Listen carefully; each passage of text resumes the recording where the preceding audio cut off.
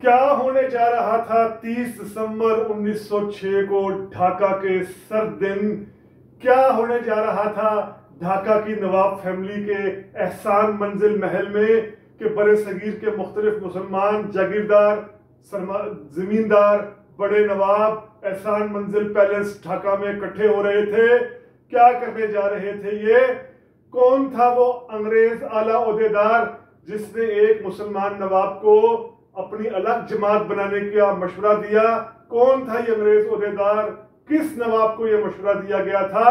और सबसे बढ़कर किस अखबार के एडिटर ने 1943 में बैरिस्टर मोहम्मद अली जिन्ना को लेटर लिखकर पूरी दास्तान बता दी थी कि किस तरीके से 1906 में मुस्लिम लीग की बुनियाद रखी गई? ये सब कुछ आज हम जानेंगे रीथिंक विद उमर जावेद में। हिस्ट्री को उसके रियल कॉन्टेक्स्ट में समझने की कोशिश करने वाले, जुस्तजू करने वाले स्टूडेंट्स को रीथिंक विद उमर जावेद में खुशामदीद। आज हम देखेंगे मुस्लिम लीग के 1906 में मुस्लिम लीग के फाउंडेशन की रियल कॉजेज, मुस्लिम लीग क्यों स्टैब्लिश हुई, असल कॉजेज क्या थे। क्योंकि जाहिर बात है जो स्टेट हिस्टोरियंस हैं, जो स्टेट के हवाले से यूनिवर्सिटीज कॉलेजेस में किताबें पढ़ाई जाती हैं, वो तो सिर्फ स्टेट के नैरेटिव को बयान करती हैं। हमने तो रीथिंक विद उमर जावेद में हिस्ट्री को उसके रियल कॉन्टेक्स्ट में, इवेंट्स को उनके रियल कॉन्टेक्स्ट में, उनके ऑब्जेक्टिव कंडीशंस में देखना है। तो आज हम देखेंगे क्या थे वो कॉजेज, क्या थी वो ऑब्जेक्टिव कंडीशंस जिनकी वजह से मुस्लिम लीग 1906 में वजूद में आई। यानी क्या जरूरत पड़ी थी मुसलमान जिम्मेदारों और जागीरदारों को कि कांग्रेस के वजूद में आने के महज 21 साल बाद मुस्लिम लीग की बुनियाद रखी जा रही थी। क्या ये सिर्फ हिंदुओं का खौफ था या कुछ और था? ये सब जानने के लिए हमें थोड़ा सा कॉन्टेक्स्ट को समझना पड़ेगा कि 1906 से चंद साल पहले क्या अहम वाकयात हो रहे थे। 1906 से 5-6 साल का हमें कॉन्टेक्स्ट समझना पड़ेगा। एक तो सबसे पहले ये कि हम अपने पिछले व्लॉग में जान चुके हैं पार्टीशन ऑफ बंगाल जो 1905 में की गई थी। उसके बाद जिस तरीके से इस पार्टीशन ऑफ बंगाल के खिलाफ कांग्रेस के अंदर जो एक्सट्रीमिस्ट लीडर थे, जो एक्सट्रीमिस्ट हिंदू रेडिकल लीडर्स थे, किस तरीके से वो इस तहरीक में सामने आ गए थे और इन्होंने इस पार्टीशन ऑफ बंगाल की तहरीक के खिलाफ किस तरीके से हिंदू टर्मिनोलॉजीज का इस्तेमाल करना शुरू कर दिया था, किस तरीके से इन्होंने हिंदुआइज्ड कर दिया था पूरी तहरीक को। ये खौफ अपनी जगह 1905 में चल रहा था, 1905 के बाद जो तहरीक चल रही थी पार्टीशन ऑफ बंगाल के खिलाफ। और दूसरा एक अहम फैक्टर ये था कि 1900 में यूपी के अंदर, यूनाइटेड प्रोविंसेस के अंदर अंग्रेजों ने लैंग्वेज पॉलिसी को तब्दील किया था। अब यूनाइटेड प्रोविंसेस से मुराद जब हम ले रहे हैं 1947 से पहले, यूपी का मतलब यूनाइटेड प्रोविंसेस। यूनाइटेड प्रोविंसेस में वो इलाके आते थे जो जैसे जिनमें आगरा है, जिनमें लखनऊ है, जिनमें इलाहाबाद है, जिनमें अलीगढ़ है, जिनमें अवध है। ये वो इलाके थे जो कई सौ सालों से मुस्लिम एलीट के बड़े अहम इलाके माने जाते थे, जो मुस्लिम सर्विस जेंट्री थी, यानी सर्विस जेंट्री जो मुगल दरबार के साथ रिलेटेड थी, या जो मुस्लिम बड़े जागीरदार थे, जमींदार थे, वो इस इलाके के थे। अलीगढ़ तहरीक इस इलाके में शुरू हुई थी। इस इलाके में सर सैयद ने जब अलीगढ़ तहरीक शुरू की थी, उसके बाद मुस्लिम एजुकेशन कॉन्फ्रेंस और सारा जो ये मुस्लिम एलीट का तर्जुमान एक तरह का इलाका था जिसको यूपी कहा जाता है, जिसके अंदर जो ये शहर है मैंने बताया आपको। इस जगह यूपी में अंग्रेजों ने नया एक लैंग्वेज रेगुलेशंस लेकर आए जिसके तहत उर्दू के साथ साथ अब हिंदी को भी जो है वो सरकारी तौर पर वहां जुबान तस्लीम किया गया। इंग्लिश तो खैर थी पूरे इंडिया में, लेकिन साथ जो मुकामी लैंग्वेजेस होती थी वो भी थी। तो अब यूपी में हिंदी को भी साथ शामिल कर दिया गया था सरकारी तौर पर। इससे जो मुस्लिम लैंडेड एलीट थी, जो 1900 में ये नया लैंग्वेज रेगुलेशन आया था, इससे वो बहुत ज्यादा फ्रस्ट्रेटेड हुई क्योंकि ये मुस्लिम जो एलीट थी, ये जो मुस्लिम अशराफिया थी, ये उर्दू जुबान, चूंकि उर्दू जुबान पर्शिया से आई, ज्यादा इस पर असर पर्शिया का था, और ये मुगल, अगर हम दौर की एंड के दौर की बात करें तो सरकारी जुबान भी हो गई थी। तो जो मुस्लिम एलीट थी इसका इस जुबान के साथ, कल्चर के साथ साथ एक इकोनॉमिक ताल्लुक भी था। और सबसे बढ़कर ये जो मुगल एम्पायर की एक तरह की आखिरी निशानी उर्दू को माना जाता था। तो ये यूपी की जो मुस्लिम एलीट थी, जागीरदार, जिमींदार, अलीगढ़ के अलीग से, इन्होंने इस चीज पर बड़ा एतराज किया। और तीसरा बड़ा सबसे अहम फैक्टर ये कि जो लॉर्ड मिनरो थे, इन्होंने लॉर्ड मॉर्ले ने ऐलान कर दिया था 1906 से पहले कि हम इंडिया के अंदर कुछ मजीद बड़ी सियासी इस्लाहात, पॉलिटिकल रिफॉर्म्स लेकर आ रहे हैं जिसमें इंडियंस को भी ज्यादा हिस्सा मिलेगा। अब इस पर जो रिफॉर्म्स होनी थी, जो 1909 में हुई मिंटो मॉर्ले रिफॉर्म्स जिनको कहा जाता है, वो खैर हम आगे देखेंगे। लेकिन 1906 से पहले जब ये ऐलान कर दिया गया कि पॉलिटिकल रिफॉर्म्स होनी है, तो ये मुस्लिम एलीट की नजरें लगी हुई थी कि हम इन रिफॉर्म से ज्यादा से ज्यादा फायदा उठाएं। तो ये कुछ जो है वो बुनियादी कॉन्टेक्स्ट थे। अब मुस्लिम लीग के क़याम के आने की एक बड़ी दिलचस्प वजह बताते हैं हमें सैयद मोहम्मद जोकी। ये एडिटर थे, इल्हाक अखबार था, मुस्लिम एंग्लो सिंधी वीकली अखबार था इल्हाक, ये एडिटर थे इस अखबार के। इन्होंने 1943 में जिन्ना को एक लेटर लिखा और उस लेटर में बड़े दिलचस्प तरीके से बताया कि किस तरीके से मुस्लिम लीग वजूद में आई। ये लेटर देखकर हमें पता चलता है, जिसको हिस्टोरियन ने भी बाद में कई दफा कोट किया है, कि जब 1905 के आखिर में जॉर्ज फिफ्थ थे, वो तब प्रिंस ऑफ वेल्स थे। यदि प्रिंस ऑफ वेल्स थे, किंग तो इंग्लैंड के तब 1905 में एडवर्ड थे, किंग एडवर्ड थे। ये प्रिंस ऑफ वेल्स के तौर पर इंडिया के बड़े तफसीली दौरे पर आए थे as a prince of Wales George fifth. इन्होंने ये 1905 नवंबर 1905 में आए थे और मार्च 1906 तक बड़ा तफसीली इंडिया के मुख्तलिफ इलाकों का दौरा किया था। इस दौरे के दौरान, जॉर्ज फिफ्थ के इस दौरे के दौरान सिर्फ 6 एडिटर्स को, 6 अखबारात के इंडियन अखबारात के एडिटर्स को इजाजत थी कि वो इनके साथ साथ इस दौरे में रह सकते हैं जहां जहां ये जाएंगे। अब जोकी बताते हैं, मोहम्मद जोकी बताते हैं कि फरवरी 1906 में जब ये दौरा, जॉर्ज फिफ्थ का दौरा जब हो रहा था, तो ये हैदराबाद दक्कन पहुंचे। हैदराबाद दक्कन एक शाही, एक प्रिंसली स्टेट थी जिसको निजाम ऑफ हैदराबाद चलाता था, बहुत बड़ी एक शाही रियासत थी। यहां पर मोहम्मद जोकी की मुलाकात हुई जो सैयद हुसैन बलग्रामी थे, बहुत बड़े नवाब थे, नवाब अमादुल मुल्क भी इनको कहा जाता है। हुसैन बलग्रामी के साथ इनकी एक सुबह, फरवरी की एक सुबह मुलाकात हुई। तो हुसैन बलग्रामी ने पूछा मोहम्मद जोकी से कि इंडिया में ऑल ओवर क्या सूरत हाल चल रही है, क्या सारा सियासी मंजरनामा है। यहां पर मोहम्मद जोकी ने इनको कहा कि जो मुसलमान जो जमींदार हैं, जागीरदार हैं, नवाब हैं, वो तो ठीक है, मुतमईन है, अंग्रेज के साथ चल रहे हैं, अंग्रेज के साथ ताउन कर रहे हैं। लेकिन जो नया मुसलमान तबका पैदा हो रहा है, जो यंग मुसलमान तबका पैदा हो रहा है, जिनमें लॉयर्स हैं, प्रोफेशनल्स हैं, बैरिस्टर्स हैं, जो बाहर से पढ़कर आ रहे हैं, जो वेस्टर्न एजुकेशन को समझते हैं, वो अपने पॉलिटिकल राइट्स मांगने के लिए बेचैन हो रहे हैं, एंशियस हो रहे हैं। वो ज्यादा से ज्यादा राइट्स मांगना चाह रहे हैं, पॉलिटिकल राइट्स अंग्रेज से मांगना चाह रहे हैं, इकोनॉमिक राइट्स मांगना चाह रहे हैं। उस तबके के अंदर, यंग तबके के अंदर बेचैनी है। तो इत्तेफाक से इसी शाम जब इनकी मुलाकात, हुसैन बलग्रामी की मुलाकात हुई मोहम्मद जोकी से, इसी शाम को जो जॉर्ज फिफ्थ थे, प्रिंस ऑफ वेल्स थे, इन्होंने प्रिंस ऑफ वेल्स के जो चीफ ऑफ स्टाफ थे सर वाल्टर लॉरेंस ने हुसैन बलग्रामी को शाम को चाय की दावत पर बुलाया।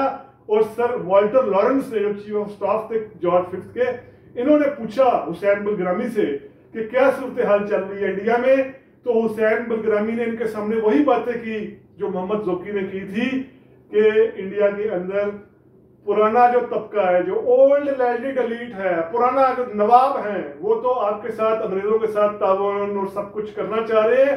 लेकिन जो यंग मुसलमान नया तबका पैदा हो रहा है, ये बहुत ज्यादा बेचैन है और राइट्स मांगना चाह रहा है।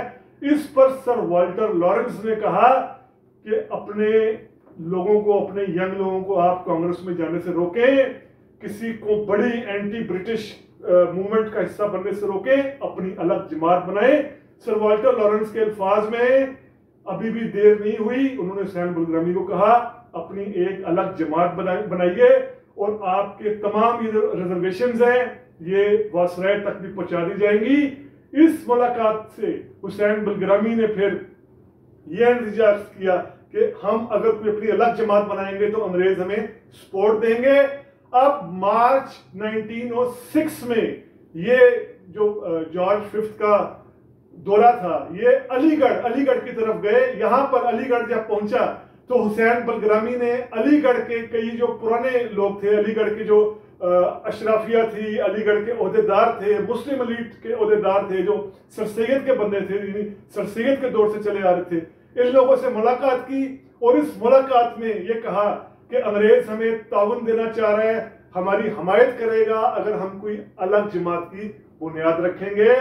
अब अगस्त में क्या हुआ? अगस्त में हम देखते हैं, अगस्त में जो मोहसिनुल मुल्क थे, मोहसिनुल मुल्क जो है वो जो एमईओ कॉलेज था, मोहम्मदन ओरिएंटल कॉलेज था, यानी अलीगढ़ कॉलेज था, इसके वो सेक्रेटरी थे। इन्होंने मुस्लिम अलीगढ़ कॉलेज के जो प्रिंसिपल थे, अंग्रेज प्रिंसिपल थे, आर्चबोल्ड विलियम आर्चबोल्ड, उस वक्त अगस्त में शिमला के दौरे पर थे। इन्होंने लॉर्ड मिंटो से मुलाकात करनी थी, लॉर्ड मिंटो तब वायसराय थे। इन्होंने मुस्लिम मुल्क ने लेटर लिखा सर विलियम आर्चबोल्ड को, और विलियम आर्चबोल्ड से कहा कि हमारी मुलाकात तय करवा दी जाए लॉर्ड मिंटो के साथ, जो तब शिमला में थे, क्योंकि गर्मियों में अंग्रेजों का कैपिटल शिमला हो जाता था, शिमला एक सर्द जगह। यहां पर फिर इनको 10 अगस्त 1906 को यह जवाब दिया गया विलियम आर्चबोल्ड की तरफ से कि लॉर्ड मिंटो वफ्द मुसलमानों के वफ्द से मिलने के लिए तैयार है, मुसलमानों का वफ्द उनसे शिमला में आकर मिल सकता है। यूं 1 अक्टूबर यानी 1 अक्टूबर 1906 को मुसलमान अलीट के तबकात, मुसलमान जो अलीट थे, जो बड़े जमींदार थे, जागीरदार थे, जिनका ताल्लुक अलीगढ़ से था, इन्होंने जाकर मुलाकात की लॉर्ड मिंटो के साथ। इस जो ये शिमला डेपुटेशन था, इसमें जो कई बड़े नाम शामिल थे, उनमें जिस तरह नवाब मोहसिनुल मुल्क थे, नवाब वकारुल मुल्क थे, नवाब सर सलीमुल्लाह थे, नवाब अली चौधरी थे, इन सब ने लॉर्ड मिंटो से मुलाकात की और लॉर्ड मिंटो से चंद मुतालबात किए कि मुसलमान बेशक आबादी में कम है, लेकिन इनका अंग्रेजों के साथ ताउन देखा जाए, जो डिफेंस के हवाले से इनकी खिदमात है वो देखी जाए, मुसलमानों का मादी देखा जाए, तो इनके साथ जरा खास रवैया अख्तियार किया जाए। लॉर्ड मिंटो ने इस चीज को एक्नॉलेज किया, इस चीज को माना कि मुसलमानों का ख्याल रखा जाएगा, खास ख्याल रखा जाएगा। अब आप देखिए 1 अक्टूबर 1906 को यह मुलाकात होती है और 30 दिसंबर 1906 को ढाका में मुस्लिम लीग की बुनियाद रख दी जाती है। यानी ये 3 माह का लगभग अरसा हुआ। इस शिमला डेपुटेशन के 3 माह के अरसे के बाद ये मुलाकात जो है वो, इस मुलाकात के बाद मुस्लिम लीग की बुनियाद रख दी जाती है। अब मुस्लिम लीग की बुनियाद रखने वालों में जो अहम नाम ढाका पहुंचे थे, उनमें अगर हम देखें कई जो बड़े नाम थे जो ढाका में मौजूद थे, वो नवाब वकारुल मुल्क थे, नवाब सलीमुल्लाह ढाका थे, मजरुल हक थे, मौलाना मोहम्मद अली जौहर थे। ये चंद मैं बड़े नाम ले रहा हूँ। आगा खान इसके सदर बन गए थे। इसमें जो सबसे दिलचस्प बात समझने की वो ये कि इस जो मुस्लिम लीग का ये 30 दिसंबर का पहला इजलास हो रहा था, इसमें जो बड़े सगीर के बाकी इलाकों से लोग आ रहे थे, बाकी खित्तों से लोग आ रहे थे, उनका अपने खित्तों से ताल्लुक नहीं था, बल्कि उनका ताल्लुक भी जो यूपी की उर्दू एलीट थी, जो पर्शियनाइज्ड कल्चर था, जो अलीगढ़ का कल्चर था, उसके साथ। जैसे मैं आपको मिसाल देता हूँ, आसाम से जो वफ्द गया था मुसलमानों का 30 दिसंबर को 1906 को, आसाम के इस वफ्द की अगर हम बात करें तो इसमें अब्दुल मजीद थे, अब्दुल अहद थे, शमसुल उलमा इनके साथ लगता था, सैयद थे, दीवान थे। अब इनका आसाम के कल्चर से ताल्लुक नहीं था, बल्कि ये उर्दूआइज थे, क्योंकि इनके जो अबाउदार थे वो सर्विस जेंट्री के लोग थे, जिनको आसाम में तैनात किया गया था मुगल एम्पायर के दौर में, मुगल दौर में। इसी तरह अगर हम देखें बंगाल की बात करें तो यहाँ पर मिर्जा शुजात, अली बेग और सहरवर्दी खानदान के लोग थे, जिनका बंगाल की कल्चर से, बंगाल से कोई ताल्लुक नहीं था, बल्कि अब ईस्ट बंगाल की नहीं, सिविलाइजेशन कल्चर से ताल्लुक नहीं था।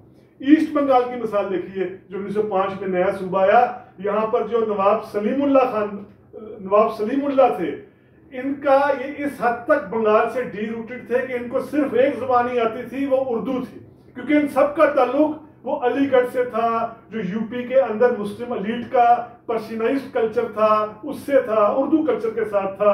अब मुंबई की मिसाल देखिए, यहाँ से जो मुसलमान रिप्रेजेंटेटिव ढाका गए मुस्लिम लीग की बुनियाद रखने में, वो मौलाना मोहम्मद अली जौहर थे, लेकिन मौलाना मोहम्मद अली जौहर का असल ताल्लुक खुद यूपी से था।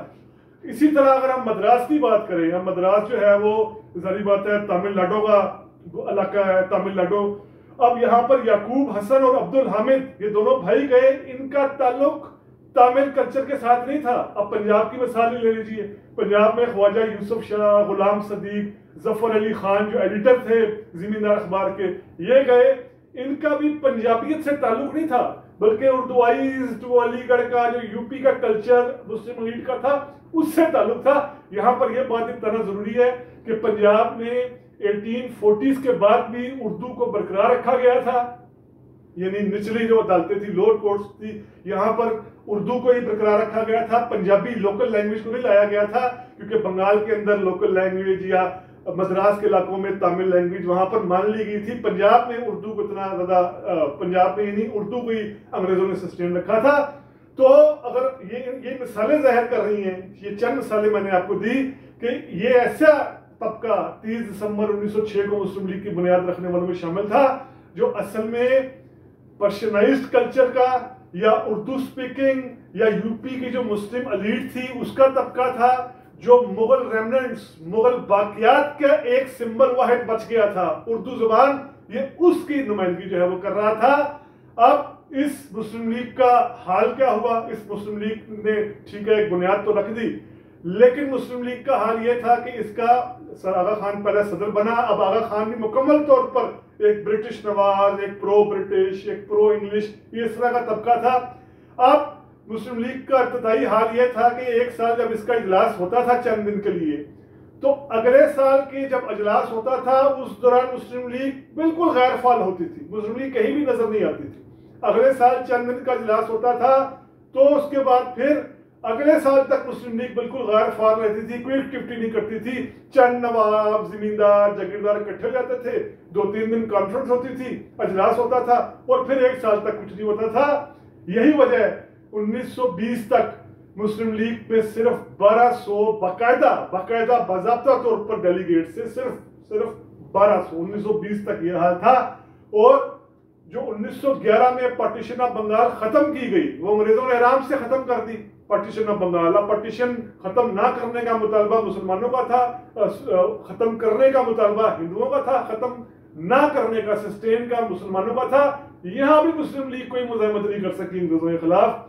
1910 के इलेक्शन की मिसाल लीजिए, 1910 में जो मिंटो मॉर्ले 1909 के रिफॉर्म्स के तहत इलेक्शन हुए, यहां पर 1910 में जो मुस्लिम लीग के कार्ड होल्डर्स थे, मुस्लिम लीग के अहदेदार थे, वो इस वजह से इलेक्शन नहीं जीते थे कि वो मुस्लिम लीग का उनके पास होता है, बल्कि इस वजह से इलेक्शन जीते थे कि उनका अपने इलाके में असर रसूख है, अपने इलाके में बड़े नवाब हैं, जागीरदार हैं, या उनका पुराना जो है वहां पर असर रसूख चला आ रहा है। तो ये मुस्लिम लीग की कमजोर हाली थी। एक जो बुनियादी फर्क मैं आपको दिलचस्प पता चलूं कि 1885 में कांग्रेस पार्टी की बुनियाद रखने वाले जो लीडर्स थे उनमें, और 1906 में जो मुस्लिम लीग की बुनियाद रखने वाले लीडर्स थे, इनमें एक बहुत बड़ा बुनियादी फर्क था। वैसे तो दोनों सियासी जमातें हम जानते हैं कि ब्रिटिश बैक थी, ब्रिटिश की वजह से वजूद में आई थी, लेकिन एक बड़ा दिलचस्प फर्क है। 1885 में जो कांग्रेस की बुनियाद रखने वाले लोग थे, जो दादा भाई नेहरू जैसे, जो गोखले जैसे, जो इस तरह के लीडर्स थे, जो हमने कांग्रेस में के अपने वीलॉग में बताया भी है, रीथिंग विद उमर जावेद में, वो मुकम्मल तौर पर वेस्टर्नाइज क्लास थी, इंग्लिशलाइज क्लास थी। वो पास्ट की तरफ नहीं देख रही थी, उसको वो पुस्तक वो बिल्कुल जान चुकी थी कि अपने आप को वेस्टर्नाइज्ड या इंग्लिशलाइज्ड करना पड़ेगा। लेकिन जो 1906 में मुस्लिम लीग की बुनियाद रखने वाले लोग थे, ये माजी परस्त थे, ये माजी परस्त थे, पास्ट की तरफ देखते थे, आगे जिद्दत जदीद नहीं थे। इनमें से कोई भी बहुत ज्यादा वेल लेड नहीं था, वेस्टर्न फिलॉसफी को, पॉलिटिकल थॉट को, पॉलिटिकल साइंस को नहीं समझता था, बल्कि ये माजी से जुड़ा हुआ था और अपने सियासी और माशी मकसद के लिए जो है वो मुस्लिम लीग की बुनियाद रख रहा था। अब हम देखेंगे आगे चलकर, चूंकि मुस्लिम लीग का बड़ा अहम है किरदार, ना सिर्फ 1947 तक, 1947 के बाद भी जिस तरीके से मुस्लिम लीग ने पाकिस्तान में एक किरदार अदा किया, जिस तरीके से आप मुस्लिम लीग आज इंडिया में भी है, इंडिया में भी एक फंक्शन जमात के तौर पर काम कर रही है, तो ये सारा हम करैक्टर देखेंगे। आज हमने समझना था मुस्लिम लीग के वजूद में आने के जो असल कॉजेस थे, रियल कॉजेस थे, तो वो हमने समझने की कोशिश की। अगर आपको मुस्लिम लीग की फाउंडेशन के हवाले से ये व्लॉग पसंद आया है तो काइंडली सब्सक्राइब कीजिए रीथिंक विद उमर जावेद को। बहुत शुक्रिया, अगले व्लॉग में मुलाकात हो।